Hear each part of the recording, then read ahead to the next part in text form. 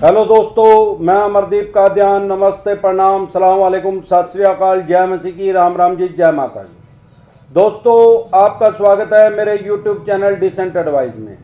दोस्तों, आज हम बात करेंगे कि आप बैंक या एनबीएफसी कंपनी के ऊपर केस कैसे कर सकते हैं।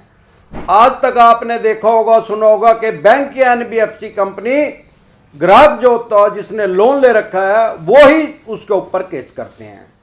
दोस्तों, सबसे पहले तो अगर आपने लोन ले रखा है, जैसे कि कोरोना काल की वजह से लोगों के काम धंधे, बिजनेस, व्यापार ठप हो चुके हैं, लगभग 20-30-50% चल रहे हैं। लोगों की 12 करोड़ आदमियों की जॉब जा चुकी है। यह डाटा है जो माननीय सुप्रीम कोर्ट में वकील के द्वारा पेश किया गया है।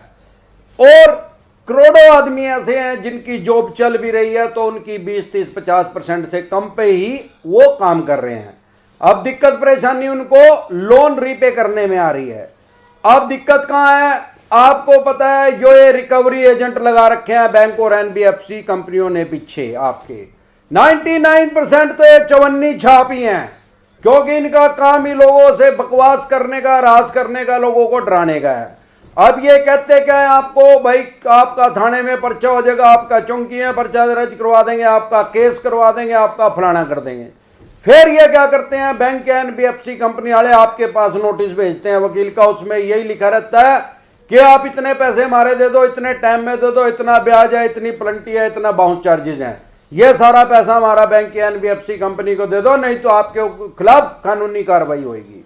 दोस्तों, सबसे पहले आपको एक बात समझनी है, आपको मायूस नहीं होना, क्योंकि जो अगर आपसे आज किस्त नहीं भरी जा रही है, उससे भी पहले एक बात और क्लियर करूंगा, अगर आपके पास पैसा है, आपका काम 50% तक भी चल गया है और आप ईएमआई पे कर सकते हैं, तो इनके जो बाउंस चार्जेस लगे हुए हैं उनको देके अपनी मार्केट सही रखिए, ताकि आपका सिविल भी, अगर ये खराब भी कर चुके हैं तो वो आराम से अगले 6 महीने में ठीक हो जाएगा और फ्यूचर में आपको किसी भी तरह का लोन लेने में कोई दिक्कत परेशानी नहीं आएगी। हाँ, अगर कोरोना काल की वजह से इतने ज्यादा प्रताड़ित हो रहे हैं आप और इनके चवन्नी छाप रिकवरी एजेंटों की वजह से हरास हो गए हैं, आप बहुत ज्यादा मानसिक परेशानी में हैं, तो और आपके पास पैसा नहीं है, ऐसी सिचुएशन आ गई है, लोगों के रेंट नहीं दिया जा रहा, बिजली का बिल नहीं दिया जा रहा, स्कूल की फीस रुकी हुई है, और लोगों के यहां तक भी मेरे पास कमेंट आते हैं कि रसोई चलाने के भी पैसे नहीं रहे हैं। अगर भी आपकी भी हालत आज की डेट में ऐसी है, फिर चाहे आपका छोटा लोन है या बड़ा लोन है, तो इसका मतलब आप उसको ईएमआई को पे नहीं कर पाएंगे। अब वो आपको क्या धमकी देते हैं, नोटिस भेज के कि आपके खिलाफ कानूनी कार्रवाई कर पाएंगे। आप एक बात समझे, सबसे पहले आपने लोन लिया है तो आपके राइट्स जो हैं, अधिकार जो हैं, वो खत्म नहीं हो गए। बैंक या एनबीएफसी कंपनी के पास अधिकार है आपके ऊपर कोर्ट केस करने के, लेकिन आपके ऊपर भी पूरे राइट्स हैं, आपके पास भी पूरे अधिकार हैं उनके ऊपर केस करने के, अगर वो थोड़ा सा भी आपके साथ गलत कर रहे हैं। सबसे पहले तो मेरे देखने में आए बहुत सी एनबीएफसी कंपनी वाले, मेरे देखने में जो है, अगर इनसे कोई 12 लाख रुपए का होम लोन ले रहा है या लैप करवा रहा है, लोन अगेंस्ट प्रॉपर्टी, ये क्या करते हैं, 10% का उसका बीमा कर देते हैं। 1,20,000 रुपए का तो उसका बीमा ही कर देते हैं। अब वो बीमा किस चीज का है? एक तो होता है लोन सिक्योर, ऋण सुरक्षा। भाई, जो पैसा उस आदमी ने 12 लाख रुपए लिए, जितनी ड्यूरेशन है, जितने टाइम में उसको वो रीपे करना है, अगर वो रेगुलर भी पे कर रहा है, भगवान ना करे उसकी कुछ उस ड्यूरेशन में उसको कुछ हो गया, वो नहीं रहा, उसकी डेथ होगी, तो वो ऋण सुरक्षा से उसका पैसा पूरा हो जाएगा। बैंक या एनबीएफसी कंपनी उसको मॉर्गेज एक्शन नहीं करेंगे, उसकी वो इंश्योरेंस कंपनी उसको दे देगी। ये तो हर आदमी को, कोई भी ऋण ले, हर ऋण के साथ जुड़ा हुआ है और ये ले भी लेना चाहिए मेरे हिसाब से, इसको ना नहीं करनी चाहिए। इससे आपका परिवार ही सिक्योर होता है और इसकी किस्त भी थोड़ी सी होती है। 12 लाख की अगर 12,000 रुपए होगी तो उसकी 100-200 रुपए होगी ऋण सुरक्षा की, और वो 12 लाख रुपए कवर आपको मिल जाएगा। मैक्सिमम 300 रुपए होगी। लेकिन अब सवाल यह, 1,20,000 रुपए कैसे ले लिए उन्होंने 12 लाख पे? ये एक तरह का इंश्योरेंस नहीं बेचते भाई साहब, 10 तरह के इंश्योरेंस कर देते हैं। आपका एक तो ऋण सुरक्षा करेंगे, उसके बाद आपका एक हेल्थ इंश्योरेंस कर देंगे, भले ही आपका 10 लाख रुपए का पहले होया पड़ो, ये उसको इन बिल्ड करके बेच देते हैं। आपको बताते भी नहीं, आपको तो कह रहे भाई हो गया भाई लोन, उसी में ही फॉर्म रख दिया, उस पर साइन करवा लिए। मैंने इतने भी कलाकार देखे, नहीं भी साइन करवाए, आप जैसे साइन अपने आप ही मार दें। ये जो इनके एजेंट हैं, इनका ही काम है सालों का। आगे क्या करते हैं, उसके अलावा कौन सा आपका इंश्योरेंस करेंगे, आपका कर देंगे भूकंप रोधी। भाई अगर भूकंप से कोई नुकसान हो गया या आपके घर में आग लगी, उसका इंश्योरेंस कर दिया भाई।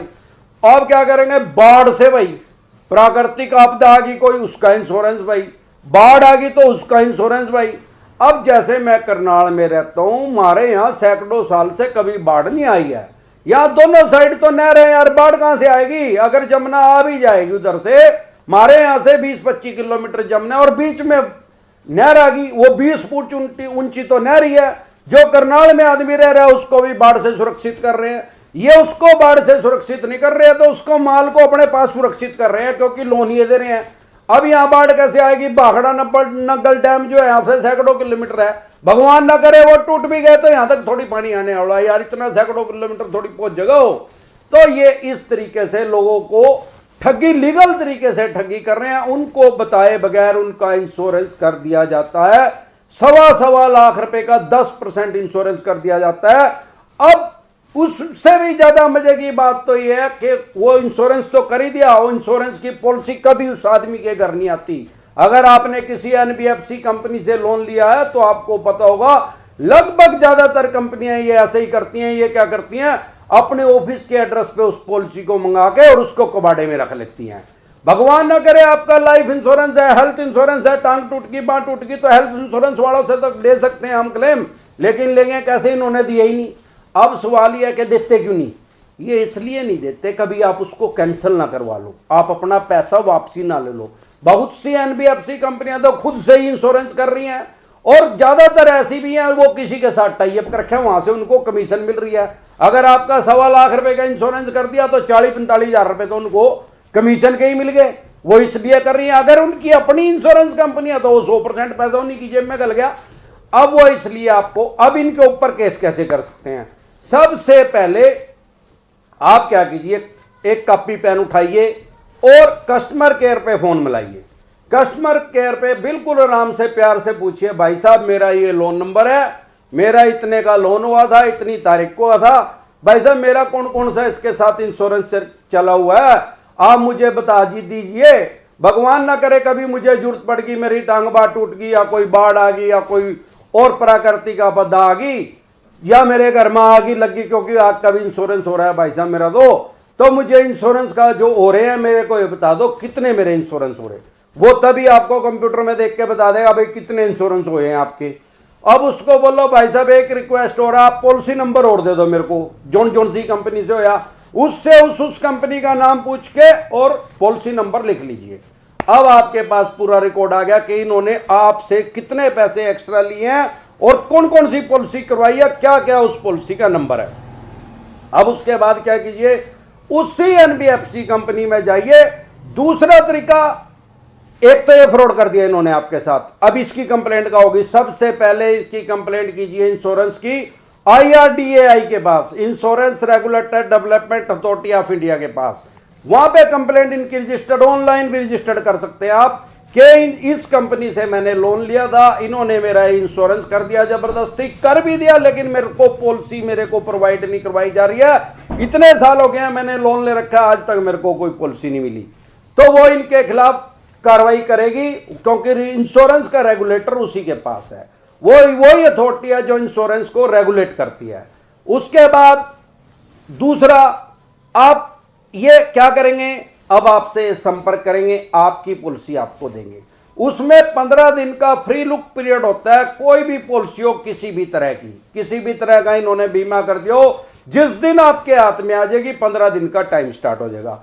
अब सवाल ये आता है, आप कहोगे भाई साहब मेरा तो 1.5 साल से लोन है, मेरा तो 2 साल से लोन है, मेरा तो वो 15 दिन का टाइम निकल ही गया। नहीं निकला भाई, वो तो उन्होंने अपने पास रख रखी थी, जिस दिन आपके घर में आ जाएगी, आपके एड्रेस पे आ जाएगी, आप साइन कर दोगे या आपका कोई फैमिली मेंबर साइन कर देगा, पॉलिसी बॉन्ड रिटर्न में देना पड़ेगा, उस दिन से आपका टाइम स्टार्ट होएगा। उस दिन से भले उसको 3 साल हो गए उस पॉलिसी को चले हुए, तो आपको क्या करना है, उसको पॉलिसी को 15 दिन का टाइम आपके पास आ गया, जो आपके लिए वो पॉलिसी यूजलेस है उसको रिफंड कर दीजिए। उसको वहां पे जाके उस कंपनी के ऑफिस में जाके कह दे भाई मुझे तो इसकी टर्म कंडीशन पसंद नहीं आई, इस पॉलिसी की रिटर्न में दे दीजिए कि मेरा पैसा वापसी किया जाए। उनको 100% आपके पैसे वापसी देने पड़ेंगे, वो आपके पैसे नहीं रख सकते। अगर आपका 12 लाख रुपए का लोन हुआ है तो आपके 1.25 लाख रुपए आपके पास आने ही आने हैं। और दूसरा, अब क्या कीजिए, अपने लोन की स्टेटमेंट निकलवाइए। ये क्या करते हैं, 8-8, 10-10 बार आपका ईसीएस लगा देते हैं, नेच लगा देते हैं आपके अकाउंट में, जिसकी वजह से आपको बहुत ज्यादा बाउंस चार्जेस पड़ते हैं। तो इनके पास ऐसे राइट्स नहीं है कि एक, यहां तो मैंने करनाल में देखा यार, एक एनबीएफसी कंपनी ने 14 बार ईसीएस लगा दिया। ऐसे इनके पास कोई राइट्स नहीं है कि एक आदमी की 1 महीने की किस्त रुकी तो उसकी 14 बार उसका ईसीएस लगा देंगे, 14 बार उसके ऊपर पेनल्टी लगा देंगे। वो स्टेटमेंट लेके सीधा कंज्यूमर कोर्ट में जाइए, वो इनके खिलाफ शिकायत दर्ज कर दीजिए, इनके ऊपर मुकदमा, वहां पे केस फाइल कर दीजिए इनके ऊपर कंज्यूमर कोर्ट में, एक वो भी। और साथ में ये भी इनकी शिकायत कर दीजिए कि इन्होंने मेरे साथ ये 1.25 लाख रुपए की ठगी की है और मेरे साथ अमानत में खयानत किया, मेरी पॉलिसी करके मुझे दी नहीं गई। और अगर आपने पॉलिसी पे साइन नहीं किए, किसी के पॉलिसी के, वो जो उनका फार्म होता है प्रपोजल फार्म, अगर आपने उस पे भी साइन नहीं किए तो इनका 420 का भी पर्चा दर्ज हो सकता है उसी एनबीएफसी कंपनी का, कि भाई मेरे साइन ये किसने मारे हैं, ये बता कोर्ट में आके। इनके खिलाफ मुकदमा दायर कर दीजिए कंज्यूमर कोर्ट में। आपकी कोई फीस नहीं लगेगी, आपके सिर्फ 100 रुपए लगेंगे। वो भी जो टाइपराइटर वहां बैठे रहते हैं, आप उनको अपनी समस्या बता दें और वो जो पॉलिसी नंबर आपने लिया और जो आपने लोन की स्टेटमेंट लिया वो उसको दे दें। वो सारी समझ के उनका डेली का काम है, वो पूरी कहानी पूरी इसकी लिख के और आप उसको कोर्ट में जमा करवा दीजिए। आजकल अभी मुझे पास एक मैसेज आया था जमशेदपुर से, वो कंज्यूमर कोर्ट में केस रजिस्टर्ड करवाने के लिए गया, अपना केस फाइल करवाने के लिए गया, लेकिन वहां हुआ नहीं क्योंकि वहां पे कोर्ट बंद है आजकल कोरोना की वजह से। तो उसका मैसेज आया, आपको भी अगर ऐसी समस्या फेस आए तो आप इनकी ऑनलाइन कंप्लेंट रजिस्टर्ड करवा सकते हैं कंज्यूमर कोर्ट की साइट पे जाके। अगर फिर भी आपको कोई समस्या, आपको नेट इतना नहीं चलाना आता, कोई बात नहीं, वो कंप्लेंट लिखवा के साइबर कैफे वालों के पास चले जाओ। कहीं भी सारे देश के अंदर साइबर कैफे खुले हुए हैं, वो 50-40 रुपए लेंगे आपको और आपकी कंप्लेंट रजिस्टर्ड करके आपको कंप्लेंट का नंबर दे देंगे।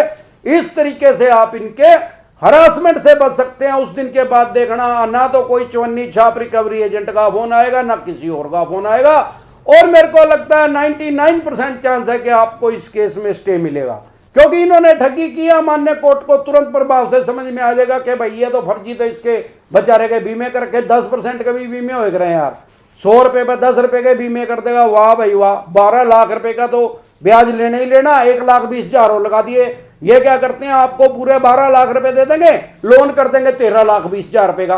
अब आपको 13,20,000 का ब्याज भरना, 1,20,000 तो पहले ही खा गए, और 10% जो एक्स्ट्रा दिया उसका ही ब्याज भरना। तो इसका मतलब तो इन्होंने बंद हुआ मजदूर लगा लिया आपको, या फिर 10-10 बार ईसीएस नैच कर रहे। अरे भाई साहब, आपके पास राइट्स हैं, आप बैंक हो, फाइनेंस कंपनी हो, एनबीएफसी कुछ भी हो, आपने मुझे पैसा दिया या किसी को पैसा दिया, फ्री में दे दिया क्या?